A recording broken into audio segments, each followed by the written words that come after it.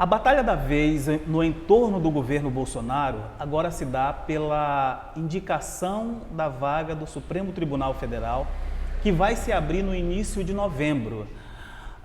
O ministro Celso de Mello, o decano da Corte, vai se aposentar no dia 1º de novembro deste ano ainda.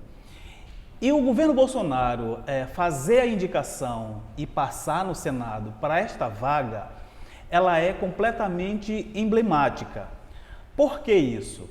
Porque é a primeira vez em que o governo pode fazer, o governo momentaneamente, né? Mas o bolsonarismo de fincar ali uma bandeira em uma das instituições que pode perdurar por muito tempo.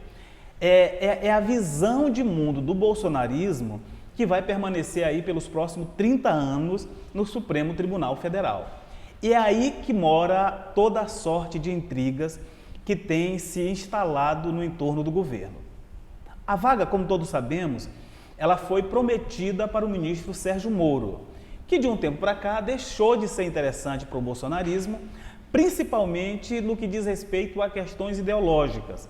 Eu já falei aqui no canal que o Sérgio Moro não é alguém que seria controlado pelo bolsonarismo, e isso é evidente. Por isso, as alas mais radicais do governo, aquilo que se chama do bolsonarismo raiz, com uma ideologia de extrema direita, não pode prescindir desta vaga neste momento. O bolsonarismo precisa passar por algumas etapas até consolidar o nome do seu indicado. Principalmente porque no meio do bolsonarismo, ou no seio do bolsonarismo, existem poucos quadros qualificados, principalmente para substituir o Celso de Mello. Bom, se nós estivéssemos falando da vaga do Dias Toffoli, que todo mundo sabe que é um ministro com pouco preparo, que teve uma carreira mediana na advocacia, apenas se prestando muito a fazer trabalhos na esfera política e prestando serviços para o PT. Aí tudo bem, você poderia indicar alguém igualmente tão despreparado.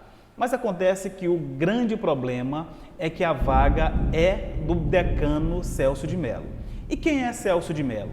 O Celso de Mello é um dos juízes da Suprema Corte mais discretos e respeitados, inclusive entre os próprios pares. Não só pela idade, mas pelo preparo, pela forma com que ele enfrenta as questões de interesse público. É um ministro pouco dado a entrevistas, a ser fonte de jornalistas. É um ministro que tem pouca polêmica em torno das suas decisões.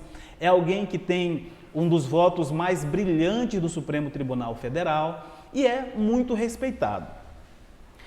Aí a gente vai para o dilema do bolsonarismo. O dilema é o seguinte: o Bolsonaro ele tem 3 nomes ali na alça de mira, vamos dizer assim. O do Sérgio Moro, que é o primeiro nome, aquele que ele havia se comprometido. O André Mendonça, que é o AGU, o advogado-geral da União, e o Jorge Oliveira. Eu tive o trabalho de dar uma pesquisada muito rapidamente, é claro, no currículo de cada um. O do Sérgio Moro, eu já tracei o currículo dele aqui no último vídeo, em que eu falo ali da tentativa do Bolsonaro de fazer a cisão no Ministério da Justiça e Segurança Pública.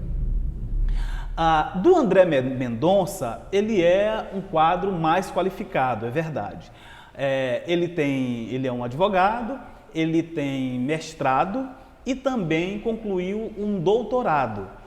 E me parece tem se comportado ali, fazendo as devidas reservas no que tange a linha de conduta do bolsonarismo. Ele tem feito um trabalho na AGU relativamente bom. No entanto, a justificativa que o Bolsonaro deu para que ele fosse indicado é que seria alguém terrivelmente evangélico, né? A ideia do Bolsonaro, quando ele fala isso, é dizer o seguinte: olha, existe muito progressista na Corte Superior, na Corte Máxima do Judiciário, e a gente precisa de alguém com uma ideologia mais conservadora. Nenhum problema, isso nos Estados Unidos é sempre feito assim. Os democratas indicam juízes mais progressistas e os republicanos indicam juízes para a Suprema Corte mais conservadores. Tudo bem, até aí tudo bem, algumas pessoas achavam que esse não deveria ser o critério, que a Suprema Corte devia ser composta apenas por pessoas técnicas, que conhecesse bem a legislação e a Constituição e tivesse um notável saber jurídico, que é uma das prerrogativas exigidas na Constituição. Tudo bem, algumas pessoas engoliram meio mal isso, mas iria passando com uma certa tranquilidade. Acontece que para cumprir aquilo que eu falei no início do vídeo, que é uma exigência do bolsonarismo, alguém com a visão do bolsonarismo, que é uma visão da prática do discurso da violência, do enfrentamento permanente, do enfrentamento principalmente daquilo que ele chama da guerra contra o socialismo, né? E aí essa pessoa já não se encaixa tão bem no perfil do André Mendonça. E aí é que surge a polêmica mais profunda. Nesse momento surge uma pessoa chamada Jorge Oliveira. Quem é o Jorge Oliveira? O Jorge Oliveira é um bacharel em Direito, sem nenhuma especialização, pelo menos até onde eu pude apurar, sem nenhuma especialização, seja do estrito sensu ou do lato sensu. Ele não tem doutorado, não tem mestrado, não tem nenhuma especialização lato sensu, né? Que é essa especialização ali que chama de pós-graduação. Essa pessoa tem a única credencial em ser uma voz que defenderá o bolsonarismo na Suprema Corte. Qual é o problema disso? O problema disso é que nós estamos tratando de instituições permanentes da República. Tudo bem, se você quer colocar alguém que é alinhado com a sua visão de mundo, quer seja progressista, quer seja conservador, quer seja de direita ou quer seja de esquerda, tudo bem, mas você não pode colocar um líder de um partido ou de uma facção política, que é o caso do bolsonarismo, dentro do Supremo Tribunal Federal para alcançar este fim. Quando você junta tudo isso e você anula o Sérgio Moro, que tem o currículo que todos nós conhecemos, tem serviços prestados à nação através da Lava Jato e agora no Ministério da Segurança Pública, da Justiça e Segurança Pública. Em detrimento de alguém como Jorge Oliveira, a gente está permitindo que aconteça no Supremo Tribunal Federal a mesma coisa, o mesmo desastre, na minha opinião, que aconteceu na eleição de 2018 com a eleição de Jair Bolsonaro. Por que isso? Porque nós vamos colocar alguém despreparado para a função agora no Supremo Tribunal Federal. No meu entendimento, já basta a experiência nefasta que é ter um presidente completamente despreparado, que não entende absolutamente nada de gestão pública, que não entende nada de economia, de mercado, que não entende nada de relações exteriores, que não entende nada de educação, que não tem um profundo conhecimento nem em segurança pública. Se você chama o Jair Bolsonaro para um debate sério sobre segurança pública, sobre informação, estrutura, logística, inteligência, você chama o Jair Bolsonaro para uma discussão séria a respeito disso, não vai sair absolutamente nada, porque o conceito do bolsonarismo é o conceito do bandido bom é bandido morto.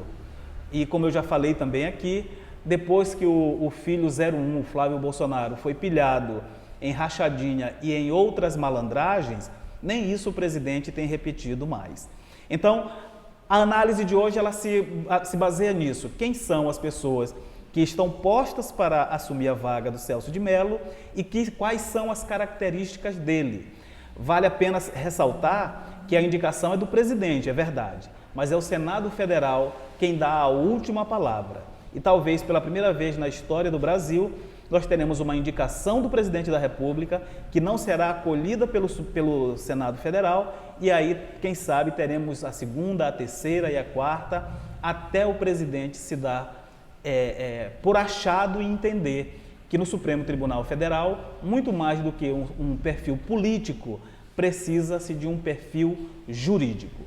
É isso aí, gente. Eu vou pedir mais uma vez que vocês, aqueles que ainda não são inscritos, Se inscrevam aqui no canal. Você que já é inscrito, dá uma olhada, vê se realmente a sua inscrição está validada, que o YouTube vira e mexe, tira inscrições. Aperta o sininho para toda vez que a gente tiver um conteúdo novo, você receber a informação aí e o YouTube vai fazer a notificação para você, ok? Então, muito obrigado por ficar até aqui, grande abraço e até a próxima.